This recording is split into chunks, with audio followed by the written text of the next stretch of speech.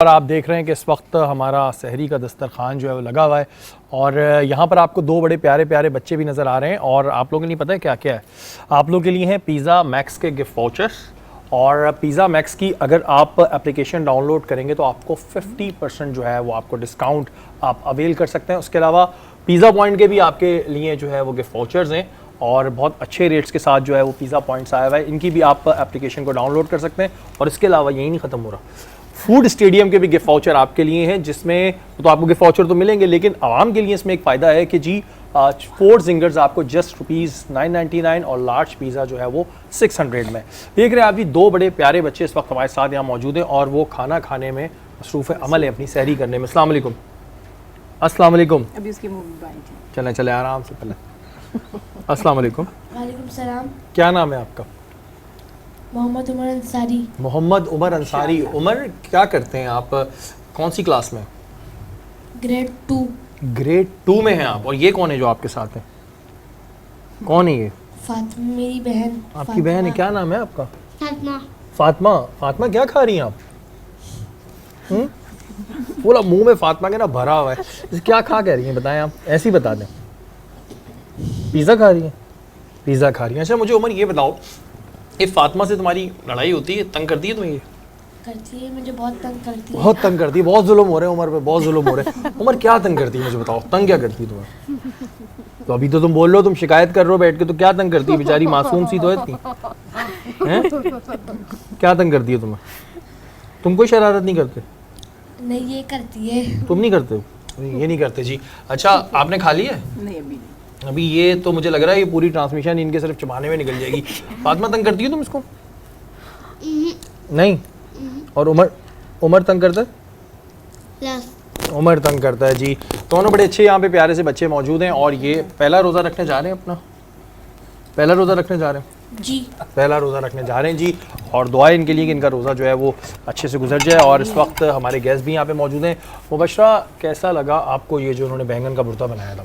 बहुत tasty, amazing. जो जिस तरीके से वाकई में बैंगन का भुर्ता बनना चाहिए वैसे बैंगन का भुर्ता ऐसा बनना चाहिए, वैसा ही है बैंगन का भुर्ता, कोई दूसरा नहीं है। आप वैसे खाते हैं बैंगन? खाते हैं? जी जी, मैं बिल्कुल तमाम सब्जियां बड़े शौक से खाता हूँ और बैंगन का भुर्ता बहुत तारीफ की मैंने, बहुत ज़बरदस्त था। Thank you. और खासतौर पे जूस तो बहुत ही अच्छा था। डॉक्टर साहब आप बताएं, आपको तो उसी वक्त अच्छा लग रहा था, मुझे तो इतनी खुशबू आ रही थी और बहुत भूख लग रही थी खुशबू से, तो माशाल्लाह परफेक्ट। बहुत लाइट, बहुत ना ग्रीसी है, मतलब जो एक डाइट कॉन्शियस बंदा है उसके लिए तो बहुत ही बेहतरीन है और बहुत टेस्टी है। अच्छा ये हमें समझ नहीं आता कि सबा हमें तो बड़े मज़े मज़े खाने खिलाती हैं, लेकिन खुद आप क्या खा रही होती हैं सबा? ये एक छोटे से डब्बे में, पहले बड़ा क्यूट सा डब्बा आता था, आज थोड़ी खतरनाक सी शक्ल का डिब्बा है। क्या लाती क्या है इस डिब्बे में आप? ओटमील। तो आप खुद ओटमील खा रही होती हैं और हमें आप ये खाने खिला रही होती हैं, क्या रीज़न है इसके पीछे कोई? बस मैंने रिसेंटली ये चेंज किया है नाश्ता, तो क्योंकि सहरी भी एक तरह का नाश्ता ही है, तो इसीलिए मैंने कहा कि why not, let's continue Ramzan में भी। तो अब ये नहीं कीजिएगा किसी दिन हमें भी आप ओटमील खिला दें।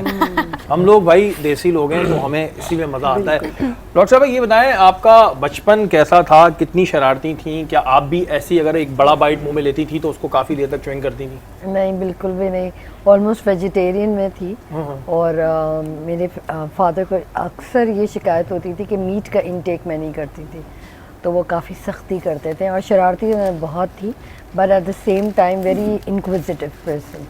मतलब हर चीज़ के अंदर पता होना है कि ये क्या, कैसे होता है, क्या होता है, एक्सपेरिमेंट। ऐसे बच्चे लेकिन बड़े खतरनाक भी होते हैं, कभी कभी ऐसे सवाल कर लेते हैं जिसके जवाब देना बड़ा मुश्किल होता है। तो कभी आपने किया है कोई ऐसा कारनामा घर में? बहुत ज़्यादा, बहुत दफ़ा किया, बहुत बहुत दफ़ा करना पड़ता है। रिजवान आप कैसे थे? अभी तो आप माशाल्लाह बड़े शरीफ हो गए, अपने बचपन में कैसे थे? नहीं, बचपन में से बहुत मैं शरीफ था, ऐसी बात नहीं है। यही वाले शरीफ थे जो भी ऐसे ही शरीफ था मैं बचपन से। तो बड़े पढ़ने वाले बच्चे जो होते हैं कि वो माशाल्लाह और को करिकुलर एक्टिविटीज़ में एक्टिव, स्पोर्ट्स में भी एक्टिव थे। तो बस ये था कि मुझे लगता है कि आज बच्चे ज़्यादा मसरूफ़ हैं क्योंकि इनके पास जो एक्स्ट्रा चीज़ आ गई है, वो जो सेल फ़ोन या टैबलेट्स या गेम्स जो आ गए हैं, तो वो ज़्यादा टाइम इनका शायद बच्चों का। यानी शैतानियों से आपका कभी ताल्लुक़ नहीं पड़ा? नहीं नहीं नहीं, हम बड़े मासूम, हमारी शैतानियाँ भी बड़ी मासूम होती थी हमारी। मासूमाना क्या होती थी? वो जो मासूमाना बता दें। जब कभी मोहल्ले में लाइट चली जाती थी ना, तो वो एक बड़ी अपॉर्चुनिटी होती थी कि उस वक्त खेलना है, और उस वक्त बच्चे सारे जो है वो मोहल्ले के जमा होके ये शरारत तो ना हो ना रिजवान, शरारतें बताए ना अपनी। बस शरारतें यही होती थी कि कभी किसी घर के बाहर जो है वो टेप लगा दिया बैल के ऊपर, जब लाइट आई तो वो सबके घरों की बैलें बज रही हैं। कितनी मासूमाना थी, इतनी मासूमाना थी रिजवान की कि क्या इससे ज्यादा क्या मासूमा। डॉक्टर साहब आप ने बताया था वैसे आप जी मैंने शरारती बताया था, मैं थी या नहीं थी? इनफैक्ट मैं नहीं थी नहीं जी, बिल्कुल आई भी डोंट थिंक सो जी। छोटी मोटी चीज़ें तो अब आई थिंक मुझे उस दिन आपसे बात करने के बाद मुझे याद आया कि ये शरारत बस होती थी कि हम लोग एनिमल लवर्स थे, तो कहीं स्ट्रीट में कोई बिल्ली का बच्चा नज़र आ गया तो हम उसके पीछे पीछे जाते थे, और एक दफ़ा हम वो बिल्ली के बच्चे को ले आए घर पर, फिर वो भागा और वो किसी की छत पर चला गया, और वो छत बहुत डेंजरस थी, उस पर सिर्फ टिन की छत डली हुई थी फर्स्ट पूरे रूम पे, और हम उसके ऊपर समहाव मैं और मेरा भाई उसके ऊपर चढ़ गए। तो पूरे जो नीचे लोग थे उन्होंने बहुत शोर मचाना शुरू कर दिया कि ये गिर जाएंगे, और फिर हमारे फादर तक बात पहुंच गई, फिर काफ़ी हमारी इस्लाही नशिस्त हुई। थोड़ी देर में अज़ान फजर होने वाली है और इस वक्त में ज़्यादा से ज़्यादा दुआ करें, अपने लिए अच्छे अल्फाज निकालें और ना जाने कौन सा वक्त जो है वो कबूलियत का वक्त हो।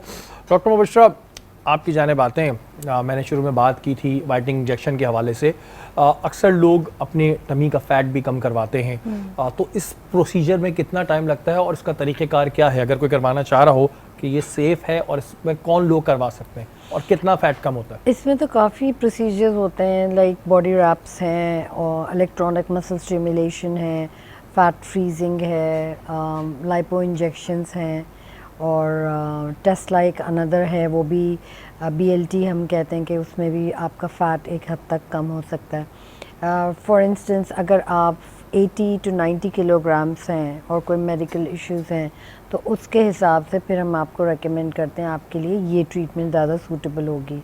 अगर फॉर इंस्टेंस आपको मेडिकल इश्यूज़ हैं, लाइक क्लिनिकल प्रोफाइल करवाने के बाद, लाइक पॉलीसिस्टिक ओवरीज हैं या कुछ XYZ फीमेल्स प्रॉब्लम है, तो उसमें फिर हम कुछ और आपको रेकमेंड करते हैं। It all depends on your own condition. कितने इंच लूज़ होता है ज़ाहिर बात है वो तो मेडिसिन्स के देने के बाद प्लस ट्रीटमेंट्स पे तो 8 to 12 inches all over the body जाता है विद इन 10 सिटिंग्स।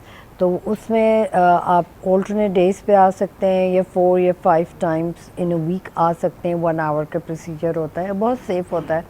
क्लाइंट्स हमेशा लाई डाउन कर रहे होते हैं, अपने सेल फ़ोन से खेल रहे होते हैं, वेरी रिलैक्स, और कुछ लोग तस्वीरात पढ़ रहे होते हैं। तो उसके अलावा और बहुत ज़्यादा चीज़ हम रेकमेंड करते हैं कि आपने अपने डाइट को कंट्रोल करना है, एक्सरसाइज को कंटिन्यू करें, झटपट कोई इलाज नहीं है। अगर आपको फॉर इंस्टेंस जैसे वेडिंग्स अब आना ज़ाहिर बात है, आफ्टर रमज़ान सारी वेडिंग्स हैं लाइन अप, तो उसके लिए अगर आपको प्रिपेयर करना है तो फिर हम आपको डबल बूस्टर दे दें। डबल बूस्टर का मतलब होता है कि आप कोई भी ट्रीटमेंट को 30 या 40 रेपिटेशंस मींस आपने उसको दोबारा रिपीट करना है, यानी 40 सेशंस, तो वो फिर 4 डेज़ अ वीक होती हैं और प्रीटी सेफ़ है। Surgical procedures I usually don't advice. अगर आप 190 किलोज़ हैं तो फिर सर्जिकल प्रोसीजर्स होते हैं। अदरवाइज़ अगर आप 100 किलोज़ हैं या 100 के अंदर हैं, 150 हैं, तब भी हम ट्रीटमेंट से कंट्रोल कर सकते हैं और कुछ मल्टीविटामिन्स प्रिस्क्राइब करते हैं। अगेन मेडिकल प्रोफाइल लेना लाजमी होता है कि अगर हम कोई ट्रीटमेंट कर रहे हैं कोई साइड इफ़ेक्ट ना हो। अच्छा, ये आजकल एक बड़ा अहम इशू है, ये सभी के साथ है, ख़वातीन के साथ होता है लेकिन वो ज़्यादा पता नहीं चलता, लड़कों को ज़्यादा पता चलता है बाल गिरने का, बड़े बाल गिरने लगे। तो इसका एक तो रीज़न क्या है? अब इतने क्या कुछ जेनेटिक भी होता है लोगों का कि जी अगर अब्बू के गिरे हुए तो इसके भी गिरेंगे, ये सब सही बातें? नहीं, एक सर्टन टेस्ट होता है DHT का, वो हम करवा लेते हैं, उसके बाद पता लगता है कि क्या सूरत हाल है। नंबर 2, हमारा पानी बहुत ख़राब है, खाना खारा बिल्कुल वेरी सॉल्टिश, तो उससे जब हम बहुत ज़्यादा अपने सर फ्रीक्वेंट वॉश करते हैं तो उसकी वजह से ड्राइनेस बहुत होती है। जब ड्राइनेस होती है तो वो फॉलिकल बिल्कुल ड्राई होकर वो गिर जाता है। तो यूजुअली जो हेयर शाफ्ट्स हैं, यानी बिल्कुल रूट से यानी जड़ से जो हेयर है वो बिल्कुल ड्राई और स्केली हुए होते हैं। एक होता है एलोपेशिया, एक होता है एलोपेशिया रोटा। उसके एक सिम्टम्स होते हैं कि अगर आपका स्ट्रेस लेवल बहुत ज़्यादा हाई है और फैमिली में 2-3 लोगों को काफ़ी हुआ है तो वो एक कैरी ऑन हो सकती है। एट द सेम टाइम काफ़ी लोगों का अगर हाइपोथायरॉयडिज्म है, इसकी वजह से बाल बहुत झड़ते हैं। अच्छा, ये जो एक कॉन्सेप्ट है कि जी जिनके ख़ास तौर पे लड़कों पे बात करो कि लड़कों के मसाइल अब ज़्यादा हो गए बाल गिरना, लड़कियां बच जाती हैं, वो फिर नहीं, wigs भी लड़कियां आती नहीं हैं। बचती। नहीं, विग्स आ गई है तो पता नहीं चलता इतना, लड़के फिर भी बेचारे फंसते नहीं हैं। नहीं, खवातीन तो अब मैं आई वुड से कि मेल का तो बिल्कुल बोल्ड हो जाता है फ्रंट पे, अब खवातीन भी शाना बशाना है। अच्छा। क्योंकि ज़ाहिर बात है ग्रे हेयर काफ़ी होते हैं, जब आप हाईलाइट लो लाइट्स लेते हैं, यंग एज में भी आ रहे होते हैं, वो एक अनदर इश्यूज हुए हुए होते हैं कि आप 18 इयर्स के पूरे बाल सफ़ेद अच्छा, हो गए मेरा आपके। जो सवाल था वो ये था कि जो सिल्की बाल होता है, बच्चों के भी हम देखते हैं बड़े बड़े सिल्की बाल, वो जल्दी गिर जाता है और कहते हैं मोटा बाल जो होता है वो रुकता है। ये बात सही है कि अगर किसी के सिल्की बाल है तो वो गिरेंगे? नहीं, ऐसा कुछ नहीं है। कि पतला बाल और मोटा बाल की क्या कॉन्सेप्ट है? नहीं, I never heard about that. ऐसा कोई नहीं है। हमारे पास जितने आते हैं या तो वो पूरे हाफ ख़त्म हुआ हुआ होता है, या तो जो फीमेल्स होती हैं वो जगह जगह से जैसे रूट टच करा के जो ओल्डर फीमेल्स होती हैं उनकी इश्यूज हो रहे होते हैं। मोस्ट कॉमन जो मैंने देखी है कि पर्सनल हाइजीन नहीं होती और बहुत ज़्यादा ड्राइनेस एक बहुत कॉमन, और ऑयली स्कैल्प होता है, इतना ऑयल होता है कि वो पूरा आपके फेस पे आया हुआ होता है, एक्नी एंड एवरीथिंग। कुछ लोग ये करते हैं कि जो सैलून्स में जाते हैं तो जिस तरीके से वो उस तरह कहते हैं ना कि कटिंग जो उनकी एक इक्विपमेंट होती है, जिस तरीके से वो ब्लो ड्राई होता है ये चीज़? नॉट ब्लो ड्राई, जो शेव करते हैं राइट, वो Okay. मतलब क्लेंस नहीं होता प्रॉपर, ऑटोक्लेव में जैसे सैनिटाइज करना चाहिए, स्टेरिलाइज करना चाहिए, वो नहीं हुआ हुआ था। उसकी वजह से बैक्टीरिया बहुत ज़्यादा फैलता है ऑल ओवर। तो उसकी एक अलग अलग ट्रीटमेंट्स होती हैं, आप मेडिसिन के थ्रू भी कंट्रोल कर सकते हैं। सबसे अच्छी जो अभी जो सेफेस्ट है वो ये है कि हम पूरा कॉम्पैक्ट अगेन वाइटामिन्स का देते हैं और उसके साथ लाइट थेरेपी देते हैं जो बहुत बहुत सक्सेसफुल है। नंबर 3 PDO थ्रेड्स जो होते हैं वो हम डालते हैं, वो नॉन सर्जिकल में आता है। और 6 सिटिंग्स अभी हुई, like first sitting and after आप 6 मंथ्स बाद दोबारा से वो रिपीट करें तो बाल अल्हम्दुलिल्लाह आना शुरू हो जाता है। बिल्कुल जी, ये वो मसाइल हैं जो अक्सर हम फेस कर रहे होते हैं, लड़के बेचारे फेस कर रहे होते हैं। और रिजवान आप इतने गौर से सुन रहे थे तो कुछ खुदा ना खास्ता ऐसा तो नहीं हो रहा कि बालों नहीं, वालों वो पे जो कोई पानी का issue आपने आ रहा है? जिक्र किया ना कि कराची में तो एक बहुत बड़ा मसला पानी का है, और मैं भी अभी जहाँ 2 साल पहले शिफ्ट हुआ हूँ तो पहली दफ़ा खारे पानी से वास्ता पड़ा है मेरा भी, तो मुझे अपने बालों पर बड़ा नाज था। देखिए जब से खारा पानी की जद में आया हूँ तो फिर जो है वो मेरे भी बाल जो है वो उड़ने शुरू हो गए। जिस तरह रिजवान सुन रहे थे तो मैंने कहा शायद ये भी अब होता है ना, पता चल 2 रहा साल होगा से खारा पानी जो इस्तेमाल कर रहा हो ना तो बहुत बुरा हाल हो गया बालों का। अच्छा रिजवान, ये एक दफ़ा मैंने आपसे पहले भी एक डिस्कशन में कहा था, क्योंकि मैं देख रहा हूँ कि आप यूथ में बड़ा इन हैं, काफ़ी आप पॉलिटिशियंस के साथ भी रहते हैं, तो कोई पॉलिटिकल पार्टी बनाने का ख्याल है? आपने उस वक्त मुझे कहा था जब आप आज से 4-5 साल पहले मेरी नशिस्त में आए थे, तब आपने ये बात कही थी। तो अभी कुछ पॉलिटिकल आपने अपनी पार्टी बनाने का सोचा या आप खुद किसी तरफ जा रहे हैं?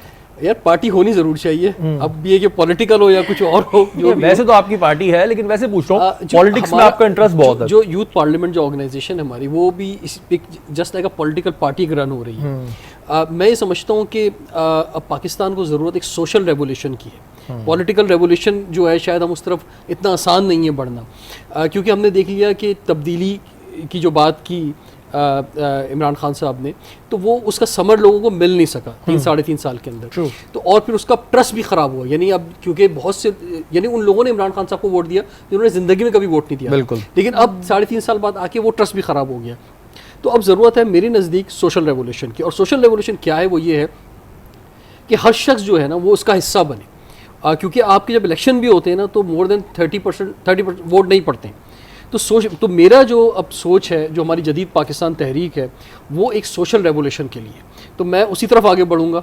पॉलिटिकल सारे हमारे दोस्त हैं, उनके साथ आगे बढ़ेंगे। मैं ये कहता हूँ कि मुझे भी कोई 20 साल 22 साल मेहनत करके कोई अपने MNA MP लाने की ज़रूरत नहीं है। मैं कहूँगा कि मेरा आज जो MNA MP है वो मेरा MNA MP है, जिस पार्टी का भी है, जिस शहर के अंदर भी है, मुझे उससे जो काम लेना है वो मैं उससे लूँगा।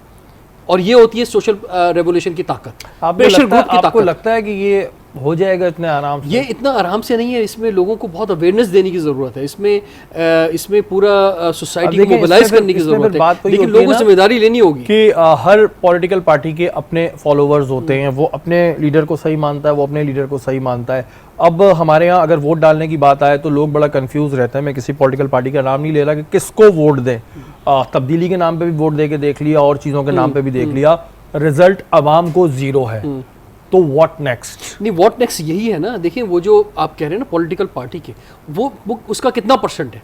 सोसाइटी का अगर आप निकालेंगे ना 10% से ज़्यादा नहीं बनेगा। वो जो क्रेजी लोग होते हैं ना पॉलिटिकल पार्टी के, वो 10% से ज़्यादा सोसाइटी का हिस्सा नहीं होंगे। जो 90% लोग होंगे ना, वो सोच रहे हैं, अभी वो देख रहे हैं कि हमें क्या करना है, और वो इस तरह की किसी सोशल रेवोल्यूशन का शायद इंतज़ार कर रहे हैं कि वो इसका हिस्सा बनना चाहिए। कितना टाइम पीरियड दरकार इस तरह निकालने में, और ये आप उस आवाम की बात कर रहे हैं जो अपने काम से काम रखने को प्रायोरिटी देती है, ना कि हम पॉलिटिक्स में अब मुश्किल काम है इस लिहाज से, क्योंकि अब लोग समझते हैं कि शायद हम एक सोशल मीडिया पे एक पोस्ट लगा देंगे ना तो बस हमारा काम खत्म हो गया, इसके आगे हमें कुछ नहीं करना।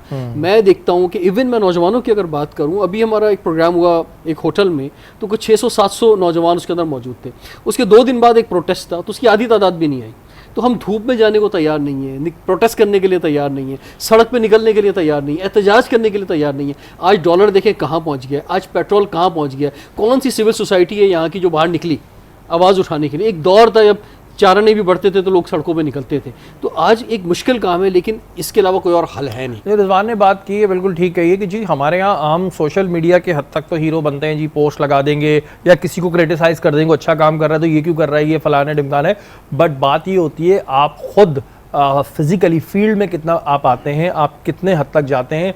सोशल मीडिया पे पोस्ट डालना आई डोंट थिंक सो कि ये सोल्यूशन है। डॉक्टर साहब आपकी जानिब आऊँगा, बात हो रही थी अल्लाह ताला की रहमतों के हवाले से, बेटी को रहमत क्यों कहा गया? बिस्मिल्लाहिर्रहमानिर्रहीम। जब रसूल अल्लाह सल्लल्लाहु अलैहि वसल्लम तशरीफ़ लाए हैं, उस वक्त अरब के माशरे में बेटी सबसे ज़्यादा मज़लूम तबका बन चुकी थी। कुरान पाक में बताया गया कि मुशरिकों का तस्करा किया, वहाँ बेसिक वो मुशरिक जो वहाँ मौजूद थे, जो बुत परस्त अक़वाम थी।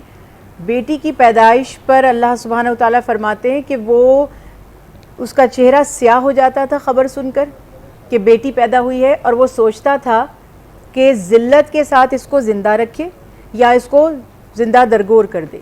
तो उस मुआशरे में जब अल्लाह के हबीब हज़रत मोहम्मद मुस्तफ़ा सल्लल्लाहु अलैहि वसल्लम तशरीफ़ लाए, तो जहाँ उनकी दीगर जो बुराइयाँ थी उनको दूर किया गया, तो वहाँ अल्लाह के प्यारे हबीब ने सबसे पहले इस चीज़ की तरफ तवज्जो दी कि बेटी अल्लाह सुब्हानहू व तआला की रहमत है, और जिस शख्स ने बेटी से हुस्ने सुलूक किया तो अल्लाह सुब्हानहू तआला उस बेटी के तुफ़ैल उस पर जहन्नुम को हराम कर देंगे। बल्कि एक हदीस मुबारका में है कि आपने फरमाया कि जिसकी 3 बेटियां हैं और उसने उनसे हुस्ने सुलूक किया तो वो जन्नत में ज़रूर दाखिल होगा। तो सहाबा कराम उठकर एक रावी बयान करते हैं कि एक ने कहा कि अगर 2 बेटियां हैं, तो आपने फरमाया वो भी। तो रावी कहते हैं कि हमें यकीन है कि अगर हम एक बेटी के बारे में भी कहते तो हमें यही बताया जाता कि अल्लाह सुब्हानहू तआला इसके तुफ़ैल तुम पर दोज़ख हराम कर देंगे।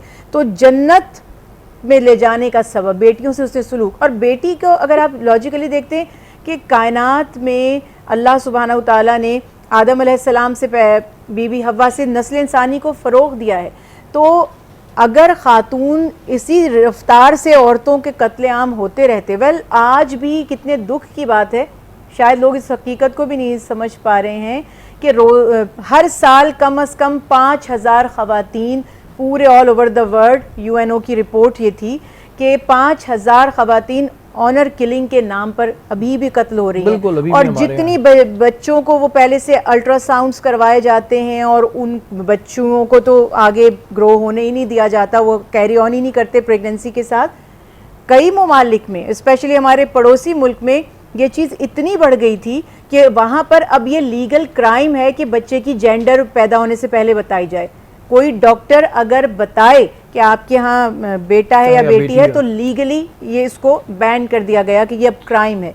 तो ये कत्ले आम आज भी जारी है, उस वक्त भी है। लेकिन इसी तरह से अगर ख़वातीन को, बच्चियों को कत्ल करते रहते तो नस्ल इंसानी आगे कहाँ फलती फूलती। और अल्लाह सुब्हानहू तआला ने कितनी प्यारी मिसाल कायम की कि रसूल अल्लाह सल्लल्लाहु अलैहि वसल्लम के लिए बेटियाँ रखी, आपको नरीना औलाद अता नहीं की, और आप सल्लल्लाहु अलैहि वसल्लम ने बेटी से हुस्ने सलूक को इतनी अहमियत दी कि आप सल्लल्लाहु अलैहि वसल्लम ने फरमाया कि मैं तुम्हें जन्नत की ज़मानत देता हूँ कि जो शख्स बेटियों से हुस्ने सलूक करेगा जन्नत में मेरे ऐसे करीब होगा जैसे हाथ की 2 उंगलियां हैं। और रसूल अल्लाह सल्लल्लाहु अलैहि वसल्लम का जो अपनी बेटी के लिए अमल था, और हदीस मुबारक है कि जब बेटी पैदा होती है तो उससे पहले अल्लाह उसके बाप के रिस्क में इजाफा फरमा देता है। अच्छा, बेटी की जहाँ पे तरबियत की बात आए तो वैसे तो तरबियत की जिम्मेदारी माँ बाप दोनों की होती है, आप क्या समझती हैं ज़्यादा किसका होता है? एक जगह बात आती है बेटियों से हुस्न अखलाक से पेश आओ, ठीक है, बिल्कुल आना चाहिए, लेकिन अगर आप देख रहे हैं कि आपकी बेटी किसी गलत तरफ जा रही है तो ऐसी सूरत हाल में एक बाप का क्या फ़र्ज बनता है? जिस तरह से भी रोका जा सकता है, पहले बात तो वही है कि तरबियत, और वो बात है कि दोनों तरबियत करेंगे। बच्चे की पहली दरसगाह तो अल्लाह के हबीब ने माँ की गोद को कहा, लेकिन अगर आप आदाब में देखते हैं तो हदीस मुबारक है कि एक बाप अपनी औलाद को जो कुछ देता है, अब औलाद में बेटा बेटी दोनों शामिल हैं, वो हुस्न अखलाक और अच्छी तरबियत है कि उनको अच्छी तरबियत दें। सबसे पहली बात ये कि मुझे प्रैक्टिकली ये लगता है कि दीन बताने के बाद और मॉरल्स बताने के बाद, अखलाकियात के बाद, उनसे आपको आज के दौर के हिसाब से, ये जो अब मौजूदा वक्त है, माँ बाप दोनों को बच्चों के साथ टाइम स्पेंड करना चाहिए और बच्चों के करीब आना चाहिए। ये जो जनरेशन गैप है और जो कम्युनिकेशन गैप है, और स्पेशली ये फादर्स की साइड से ज़्यादा आ जाता है बच्चों में।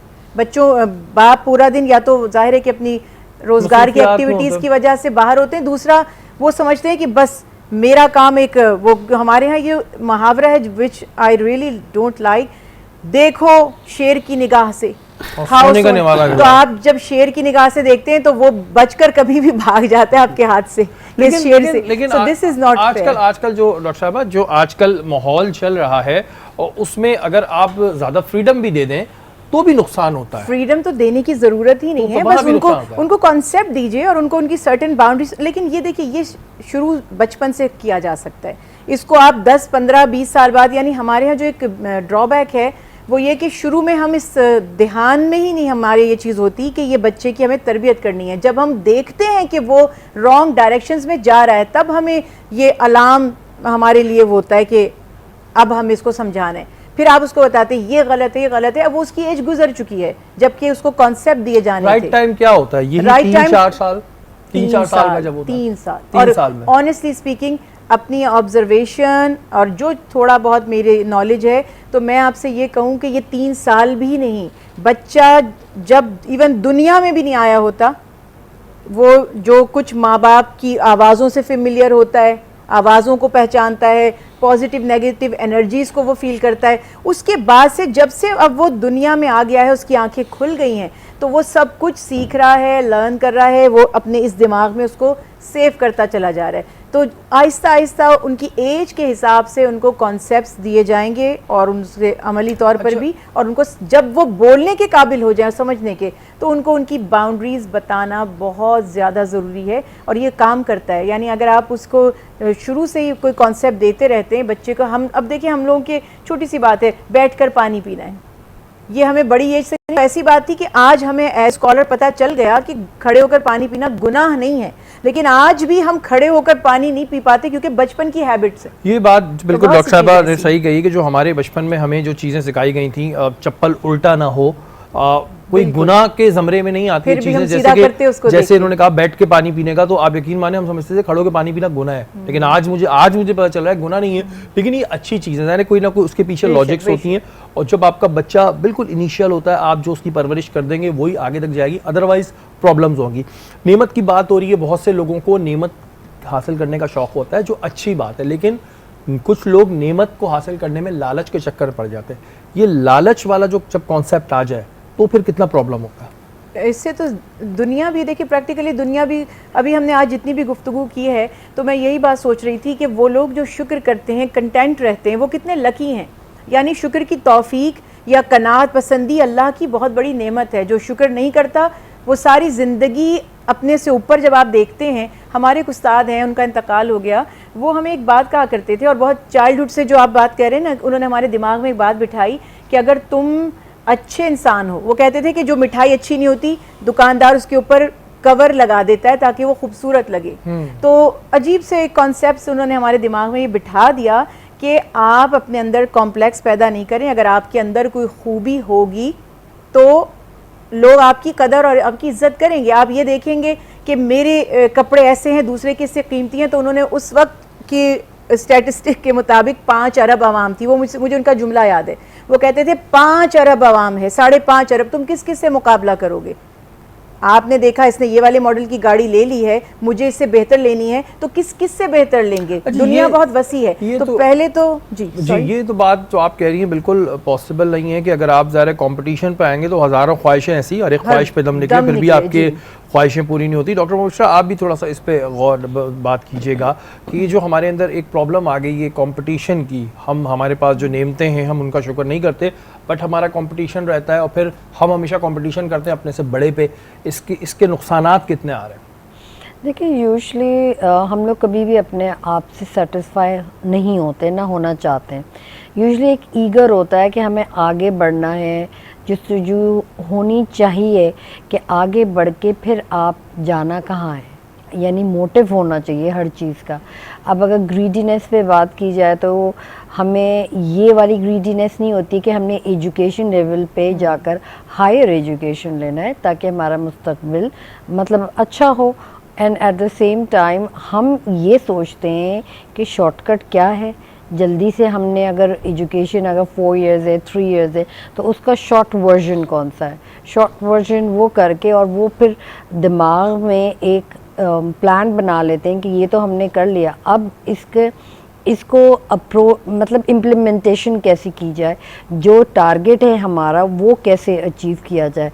यानी हम अपने आप को एक्सेप्ट नहीं करते जैसे हम हैं, हम इमिटेट करते हैं दूसरे लोगों को जो आप खुद नहीं हैं। यानी मेंटोरशिप हो गई, आपने कोई अच्छा सा शख्स देखा, स्कॉलर देखा, you want to be like them, but क्या आपने ये देखा कि उसके बैक हैंड पे कितने साल की एजुकेशन और कितने साल का स्ट्रगल है, वो कहाँ से कहाँ तक पहुँचा, उसने किस टाइप की मंजिल अख्तियार करी।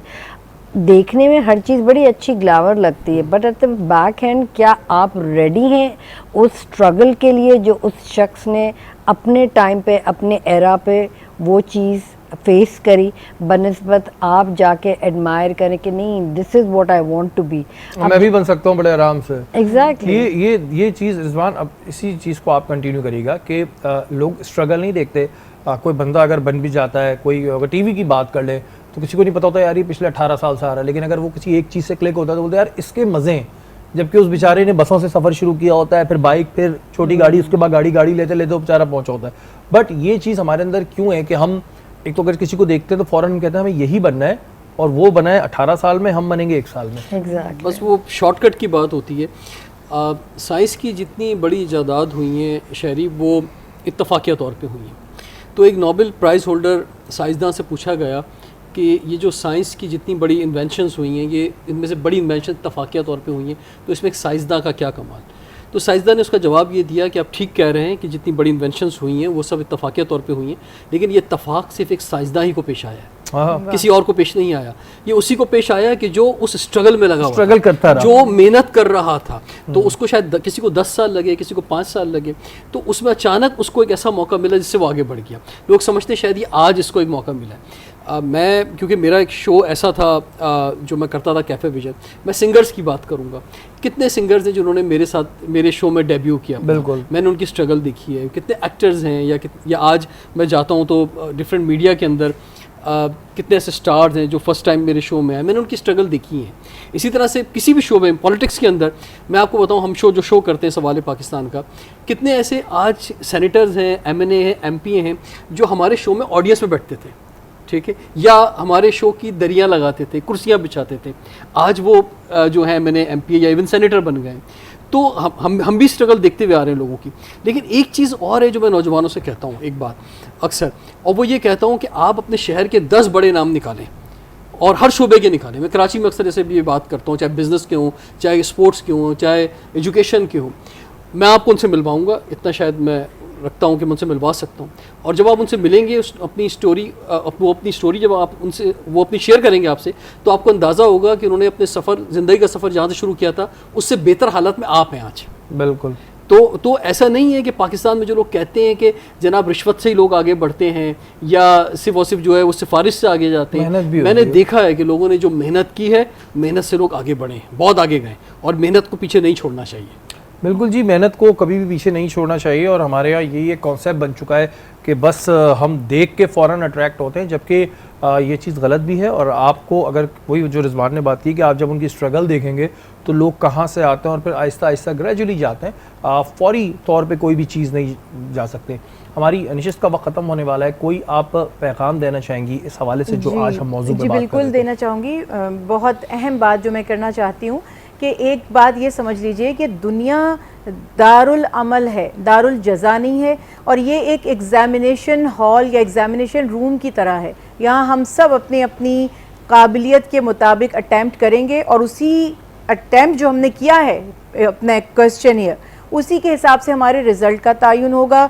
सब सुनने वाले ये जान लें कि वो ज़िंदगी में ये क्यों एक्सपेक्ट करते हैं कि उनको तकलीफ़ ना आए। जिस जगह तकलीफ़ नहीं होगी वो सिर्फ जन्नत है। तो दुनिया तकलीफ़ की जगह है। मैं तो समझती हूँ अल्लाह का करम है कि हमें इतनी आजमाइशें आती नहीं हैं।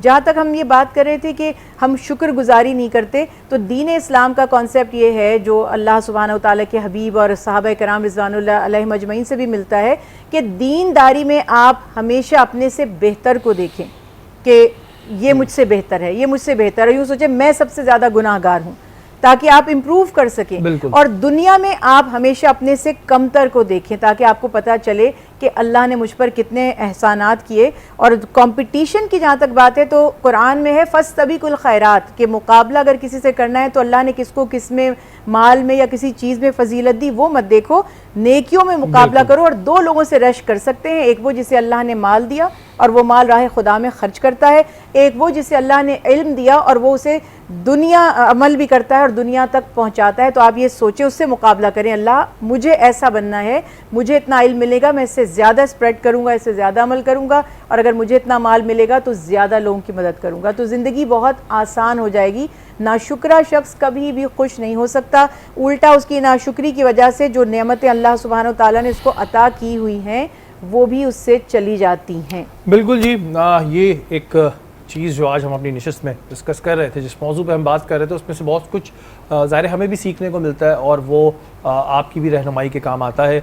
अल्लाह ताला की दी हुई नेमतों का, रहमतों का जितना आप शुक्र अदा कर सकते हैं कम है।